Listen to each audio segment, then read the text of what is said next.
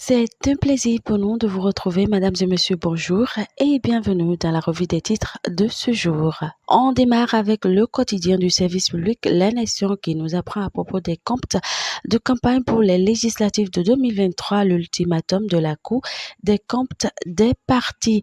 Stratégie d'autosuffisance alimentaire, le Bénin arrange un pacte de 300 milliards de francs CFA. La priorité nous informe à propos de la nomination de Rwandais Pascal Niamolinda à l'ANIP, colère et indignation à la CSTB, mise en application du décret portant augmentation du SMIC au Bénin, important message de la CNSS aux employeurs. La Nouvelle Tribune, quant à elle, nous révèle à propos de la nomination d'un Rwandais à la tête de l'État, toujours les clarifications de Wilfried Rumbwiji. L'événement du jour titre en bandeau nouvelle recrue au profit des forces de défense, 1700 jeunes engagés à servir la nation.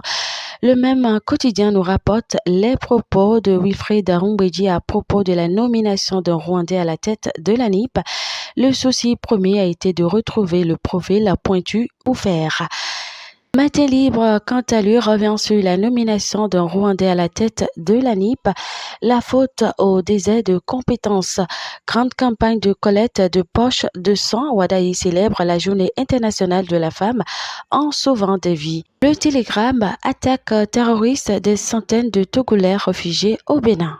Le Matin titre en bandeau réforme dans le secteur des médias au Bénin, les organisations fêtières à pied d'œuvre, viabilité du système électrique béninois, le CIC du WAP, déjà fonctionnel à Abomey-Calavi. Le quotidien La Cloche, séance modulaire d'éducation des adolescentes et jeunes filles, Véronique Toinfodé évalue les compétences et acquis des bénéficiaires. Le Béninois intelligent nous informe à propos de la protection des enfants en situation difficile. Le gouvernement recherche des familles d'accueil. Et pour finir, l'investisseur nous livre à propos de la stratégie d'endettement de l'État. Le Bénin prévoit une augmentation de 491,4 milliards de francs CFA de sa dette en 2023. Et ce sera tout. Merci de nous avoir suivis. Surtout, n'oubliez pas de vous abonner, de liker, de commenter, de partager et d'activer la cloche de notification pour ne manquer aucune de nos publications. Et bonne journée à vous.